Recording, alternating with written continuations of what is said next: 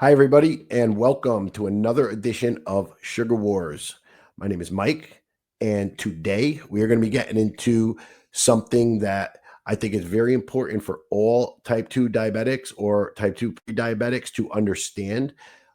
It's something that I looked into immediately when I first started taking my diabetes seriously and wanted to change my diet, my lifestyle to stop the health problems that kept bombarding me due to my diabetes. And I knew that the only way to do that was to make some real changes and put in a little bit of work here.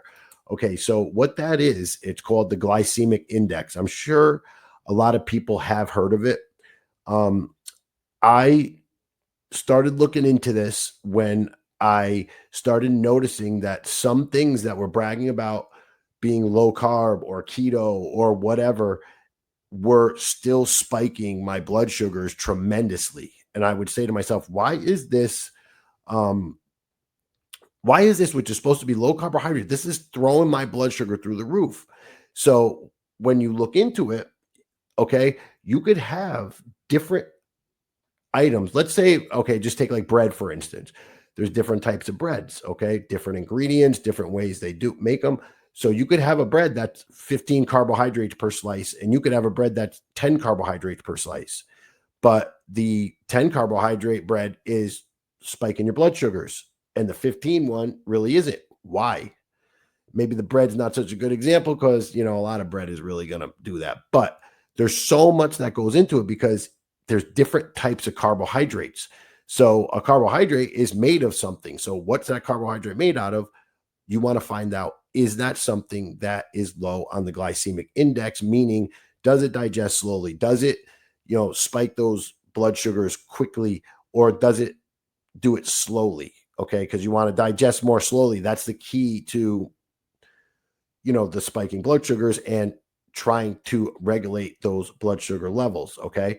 So, what we're going to do today is we're going to get into the glycemic index. Okay. I'll show you guys, my general understanding of it. And we'll read an article on it together, which is pretty informative.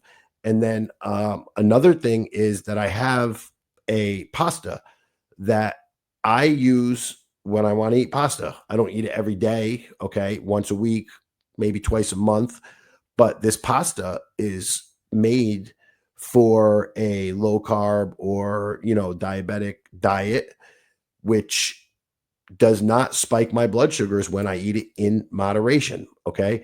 And there's so many different pastas out there that claim to be low carb or, for diabetics, for keto. Um, and, they're disgusting. I'm not gonna lie, they're disgusting, a lot of them. So I found one that you cannot tell the difference between this and regular pasta.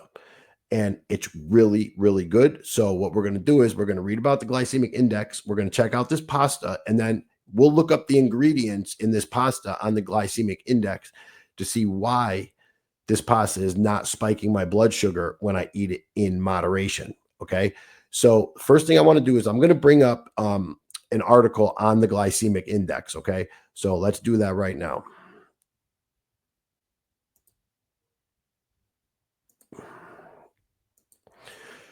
Okay, and so we're going to read this, all right? So, what to know about and how to use a glycemic index. The glycemic index is a measure used to determine how much food can affect your blood sugar levels. Several factors affect the glycemic index of food, including the ripeness, nutrition composition, and cooking method. The glycemic index is a tool that's often used to promote better blood sugar management. Several factors influence the glycemic index of a food, including its nutrient composition, cooking method, ripeness, and the amount of processing that has undergone, because we always hear about processed food. Processed foods, they just get worse. They're okay, the shelf life is more or whatever, they taste better, but they get worse on your blood sugar levels. They store more fats in your body. So processed foods are no good. That's part of the reason why you always hear that. Okay, where were we? This article takes a closer look at the glycemic index, including what it is, how it can affect your health, and how to use it. What is the glycemic index? The glycemic index is a value used to measure how much specific foods increase blood sugar levels. Foods are classified as low, medium, or high glycemic foods and ranked on a scale of 0 to 100. Here are the three GI ratings: 55 or less, considered low; medium, 56 to 69; and high is going to be 70 or above. Foods high in refined carbs and sugar are digested more quickly and often have a high glycemic index, while foods high in protein, fat, or fiber typically have a low glycemic index. Foods that contain no carbs are not assigned a glycemic index and include meat, fish, poultry, nuts, seeds, herbs, spices, and oils. Other factors that affect the GI of a food include the ripeness, cooking method, and type of sugar it contains, and amount of processing it has undergone. Keep in mind that the glycemic index is different from the glycemic load. Now, the glycemic load is something different. They're going to tell you about it here, but that's something we'll do on another video another time. Unlike the glycemic index, which doesn't take into account the amount of food eaten, the glycemic load factors in the number of carbs in a serving or of a food to determine how it may affect your blood sugar levels. For this reason, it's important to take both the glycemic index and the glycemic load into consideration when selecting foods to help support healthy blood sugar levels. So, look, all of this at first, when it comes at you, it sounds so confusing, but like with anything, once you start looking things up and you start getting a basic understanding of how it works, it becomes second nature to you. All right. So, just how you learn how to eat all those bad foods, you'll learn quick what works for you, what works for your body, what's healthy for you. And that's how you're able to make an easier lifestyle change instead of having to rely on getting recipe after recipe after recipe and following recipes. Hope they work. You don't know what you're really putting into them. You just know that somebody else recommended it. Well, with this, it's like a second nature where you create your own lifestyle, your own diet, where you know the type of stuff you could pick up for yourself that are going to work for you. Okay. So here we go. Low glycemic diet. The low glycemic diet involves swapping out foods with a high GI for those with a lower GI. Benefits: following a low glycemic diet may offer several health benefits, including improved blood sugar regulation. Studies have found that following a low GI diet may reduce blood sugar levels and improve blood sugar management in people with type 2 diabetes. Increased weight loss. Some research shows that following a low GI diet may increase short-term weight loss. More studies are needed to determine how it affects long-term weight management. It does affect long-term weight management. It really affects your weight. These sugars and carbs are what affects your weight. All these diets you hear about over the years, this one and that one, there is nothing like going back to the basics and going back to what our human bodies were designed for. Okay.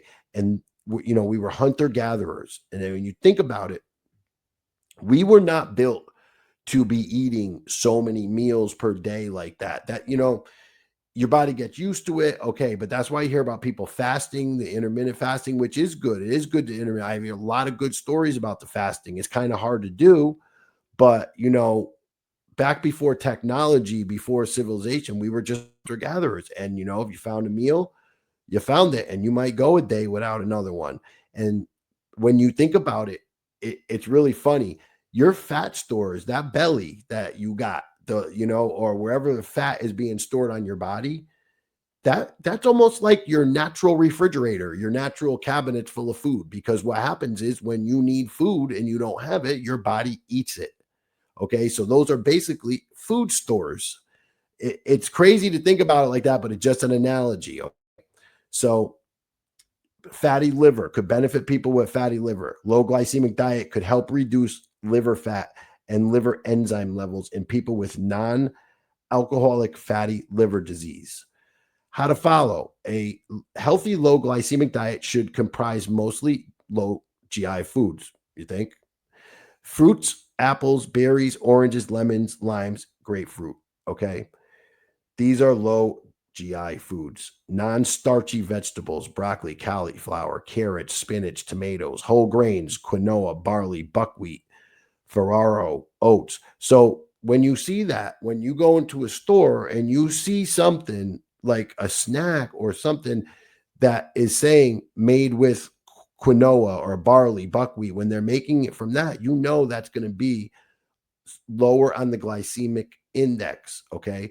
So you want to make sure that they're not just putting that ingredient on the front, you know, on the back, the ingredients are listed, the most prominent ingredient first. So you want to look at what else they could mix it, because some things could be very deceiving. One thing that I noticed was very deceiving. If anybody's seen those like veggie straws, they're like potato chip veggie straws or whatever, or that's out there right now. I turn the bag over, and the main ingredient, or one of the main ingredients, is potato starch. So they're just throwing a little bit in, like vegetables, and saying that it's made from them, when it's really not like made out of veggies. It's really it's a base, potato, which potatoes and potato starch are one of the worst things we could be eating as a diabetic. The glycemic index number is through the roof for that stuff. Starches are not good at all. Starchy stuff, no good. Okay, lentils, black beans, chickpeas, kidney beans. I know all these things don't sound so, I mean, they're not making anybody's mouth water over here. Let's be real, okay? But we have to do it, and that's why I will continue to show you snacks that will take the place of those good snacks that you're used to, that you crave. Because let's be real, not everybody is just going to switch their diet over to celery and carrot sticks and avocados and whatever. It's not going to happen in reality. Okay. But there is a balance. There is a balance, and we can still enjoy ourselves eating. And unfortunately, you're going to have to do the work at first, and then things become a lot easier. Okay. Foods without a GI value. Okay. So these are foods that literally just have no sugar in them. Okay. Unless they're processed, which you got to make sure of. You could find meat in a store. God knows things they do to things. Things are processed. They add solution to it, whatever. You want to be looking out for that. Okay. So foods in their natural state that don't have a value would be meat, seafood, poultry, oils, nuts, seeds, herbs and spices, and some pastas. Okay. So, you have like almonds, I eat, a lot of these here. I love pistachios. I love like cashews. I love peanuts. That stuff is all really good. And almonds are really good too. I'm not the biggest almond fan. Like, I will not eat keto foods made with almond flour. I can't stand it. Some people might like it, but those baked goods are just not for me. But I don't mind almonds, when they're like flavored, as long as not flavored, not too crazy, or mixed in with things, or just sometimes in a bag of mixed. So, but nuts are like a superfood. They're good. They're good for you. Seeds, herbs and spices, and some pastas, semolina and whole grain pasta. So, although no foods are strictly off limits on a diet, foods with a high GI should be limited. I don't really mess with anything with a high GI at all, because I'm going to tell you, I've become like a freak. Like recently, I do not want my blood sugar spiking at all. I have like I said, problems with my feet. My body acts up when my sugar spikes, and I don't like it. I get really uncomfortable. So I do everything I can not to spike my blood sugar. And if it starts spiking, I will, chug a couple of waters. I will try to go for a walk, depending on how my feet are at that point. I don't like it. I start to black out a little bit. I get dizzy. I don't like the sugar spikes at all. They bother me. So let's see. Foods with a high GI: bread, rice, white rice, jasmine rice, arborio rice. Okay. The rice, there is a white rice that I found was pretty good on the GI index, and that's called the basmati rice, and it's a good rice. So look, you can't sit there and tear it up and eat tons of it, but if you want to have a little side of rice with your dinner, the basmati rice I found works for me. You got to see what works for you, but that's what works for me. cereals, instant oatmeal. Okay. If a lot of people get the idea that, have a bowl of oatmeal and they have the instant. The instant is a whole different ball game than regular oatmeal. It's horrible. The way whatever process it goes through is a whole different ball game. If you're going to eat oatmeal and you're a diabetic, don't get the instant. You gotta have to take the time to cook it. That's all there is to it. Starchy vegetables, mashed potatoes, French fries, all horrible for you as a diabetic, especially when they're fried in the oils that they fry them in. You're just making a big problem for yourself. And believe me, those problems will come if you keep doing it. Baked goods, cake, donuts, cookies, croissants, muffins, that's a no-brainer. These things are out. These things are you can't do them unless you find some kind of keto substitute that works for you that you enjoy, but you also have to do that in moderation. Okay. Snacks, chocolate, crackers, microwave popcorn, chips, and pretzels. Okay. Don't get confused because it said microwave popcorn. Okay. Microwave popcorn, forget it. But popcorn is, as a type 2 diabetic, is now your friend. Okay. You can't eat chips no more.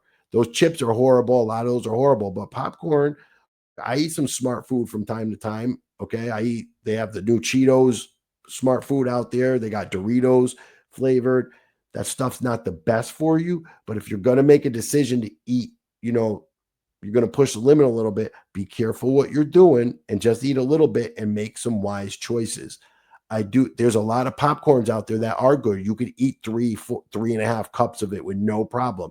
You just got to find the brands, find what works for you, and use some of this information, how things get cooked or whatever. What are they adding to it? And eventually you will have, just in your mind, you'll know what you're doing when you go to the store without having to pull out your phone and look everything up. Sugar sweetened beverages, we all know that. The soda's killing people. It's unbelievable. High fructose corn syrup. Let me tell you something about that high fructose corn syrup. I won't put a drop of that in my body. Not one drop. You know what that stuff is? Your body, I'm going to tell you right now, doesn't even recognize it. It doesn't even know. It's almost like pouring motor oil because your body doesn't even know what it is. And you know what it does with that high fructose corn syrup? Nothing happens to it. That high fructose corn all gets turned into fat and it gets thrown everywhere on the body. And a lot of times when you see people that are overweight, and this is going to sound crazy, but there is research that really shows it. When you see people that are like dramatically overweight and they have like a lot, the disproportion where fat is just being thrown everywhere on the body. Okay. A lot of reason why that happens is due to like a glucose corn syrup type of things. Your body doesn't know what to do with it. It just throws it anywhere and stores it as fat. Crazy. Don't eat anything or drink anything with high fructose corn syrup.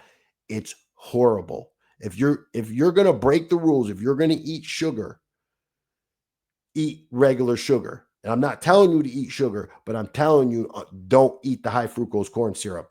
That stuff is horrible. That's dog shit. You don't want that. Trust me. So, glycemic index of foods. Okay. So here it goes over. I'm not going to read every one of them. Okay. Because I'm going to show you the glycemic index. All right.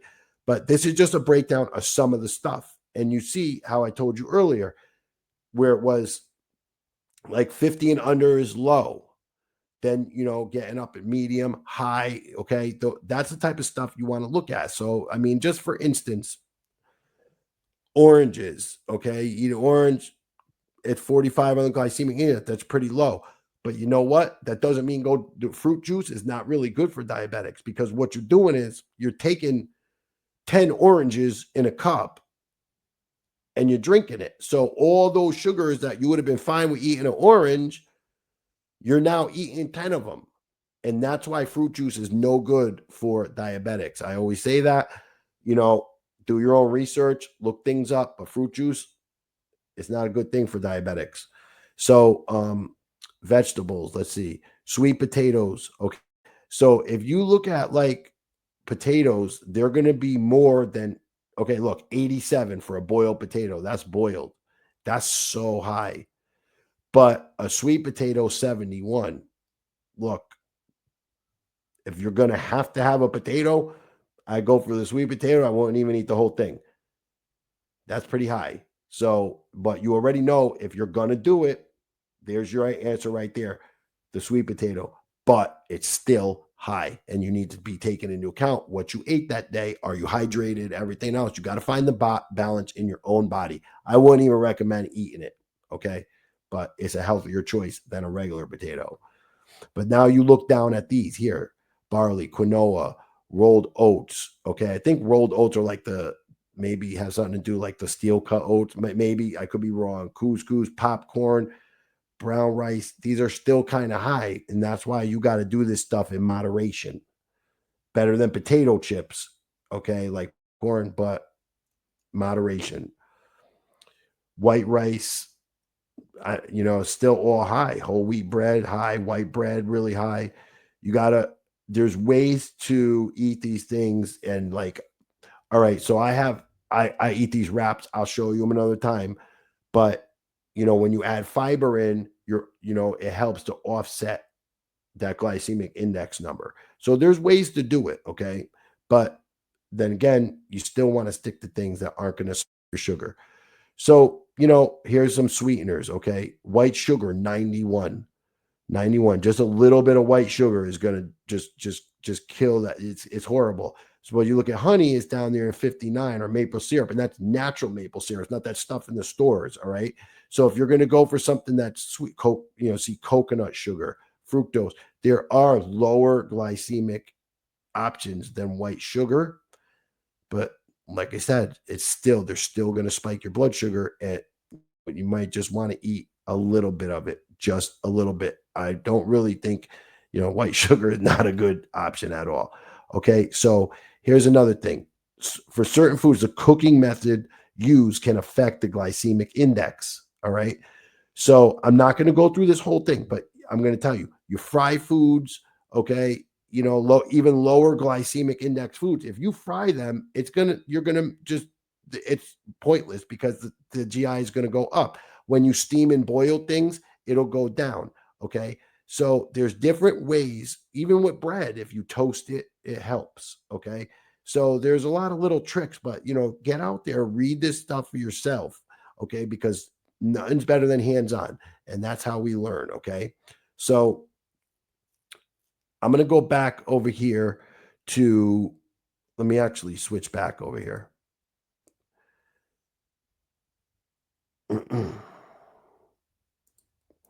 All right. So that's a little bit about the glycemic index. Okay. And what I'm going to show you is I'm going to show you now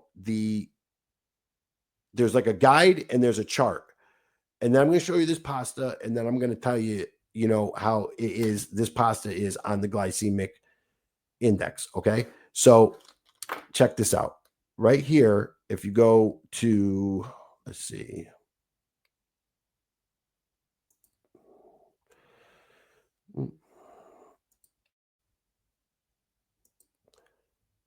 Okay. So here we go.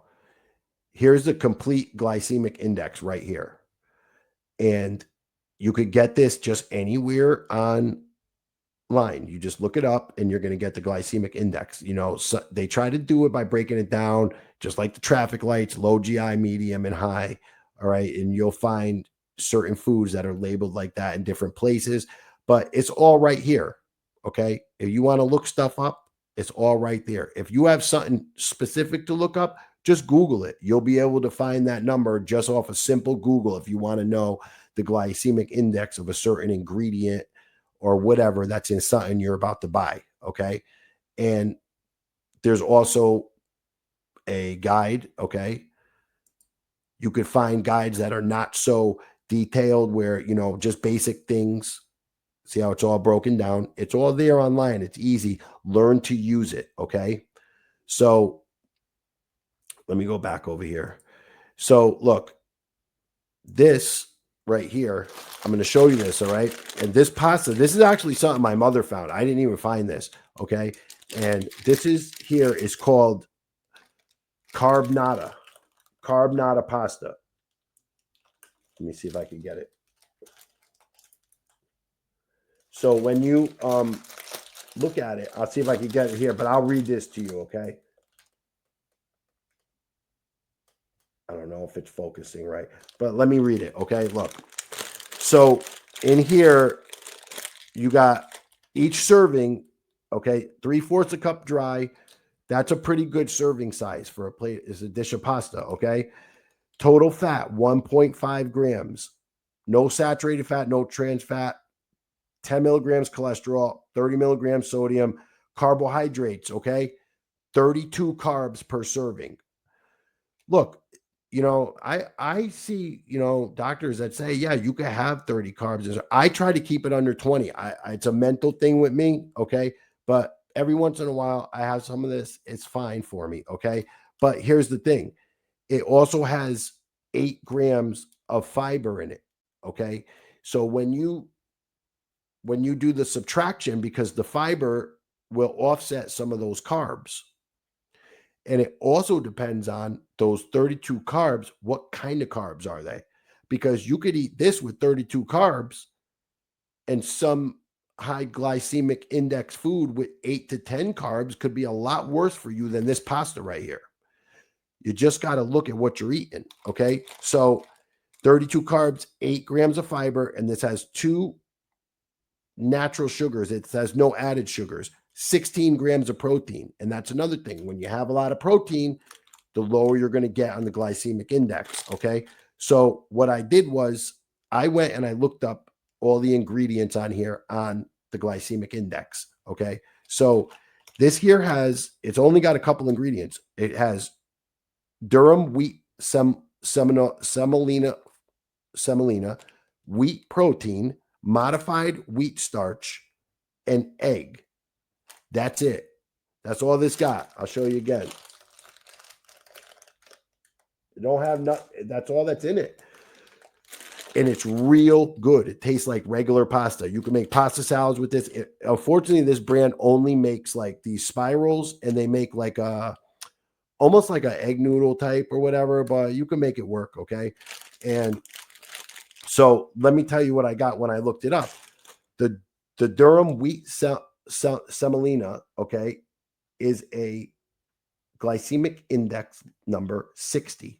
Now, we knew that 50 to 60 was low. That's low on the glycemic index. It's pushing medium, but that's down there for a base for a pasta. That's pretty good, okay? Wheat protein, 45. That's low. Modified wheat starch, 30.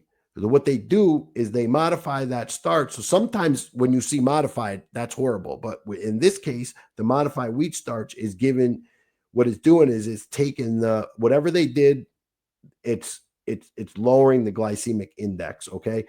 The modified wheat starch is 30. Regular wheat starch is 70 before it's modified. So in this case, the modified seems to be working better. So it's at 30 instead of 70. So far you got the 3 ingredients, 60, 45, and 30, okay? Then you got egg, which is 0. All right? So look, if you were to average all those out, I didn't do the math, but 60, 45, and 30, you're somewhere around the 50 range, okay? For a little, look, this is actually, plus you're adding in all the 16 grams of protein and 8 grams of fiber. This is kind of like a miracle pasta if they're not lying to us. It doesn't spike my blood sugar when I eat a serving of it. So here you go. Carb nada. You can sometimes find it at Big Y once in a while. If not, you're going to have to go on the internet and find this. But that's your pasta right there. All the other ones I found and tried, they're horrible. I don't know what they make them out of. I don't like them. This is good. The other ones are dog shit. I don't like them. So look, that's how to use the glycemic index. That's what the glycemic index is. All right. I'll probably be back with a couple more episodes in the next few days. I want to show you guys some more snacks. And then we're going to get into some good recipes and for dinners. Okay. And look, I know I've been bringing out a lot of these snacks lately, and I don't want you to get the idea that that's what you need to eat all the time. No, these are moderation things, because we all know we're not all just going to go and eat healthy like fruits and vegetables all day. In reality, we're human. people are going to cheat on the diet, whatever. But you know what? If you're going to do it, these are some better options that I've been showing you, and it all needs to be done in moderation. Okay. But we will get into much better things. And, if you really need a guide for what you're doing, I mean, basically, a diabetic diet is basically a keto diet. Okay. And that everybody's losing weight on the keto diet. It actually works. So that's what it is. All right, guys. Until next time, my name is Mike. This has been Sugar Wars. If you guys have any questions, anybody out there, pre-diabetic, type 2 diabetic, especially newly diagnosed, you have questions for me. I've been through this for years now. I will try to help you out the best that I can. I'm here for you. I know what it was like. So everybody just, right now I'm posting my videos directly to Facebook, directly on X, just so people see them. Okay. But eventually I'm going to stop doing that, and it's all going to go right to YouTube and Rumble. But, for now, guys, I appreciate all the support I've been getting from a few people. That means the world to me. Right now, just a couple of likes, a couple of views means the world to me. But just do me that favor, press like on Facebook. Go click the link to YouTube, press like on the video. It's what's going to get things moving for me. Right now, it really does. It takes months, sometimes longer, to build an audience, to get going. And that's if people even like your content. So it's really unrewarding right now. So, guys, if you do like my content, give me the support. This isn't about money or anything. Just take the time, like the video, play it on the other platforms, which will help them get picked up by the algorithm and start them going and getting pushed there. All right, guys, have a nice night. Have a nice day wherever you are in the world. My name is Mike. This is Sugar Wars, and we will be back soon with another episode. Okay, thanks, guys.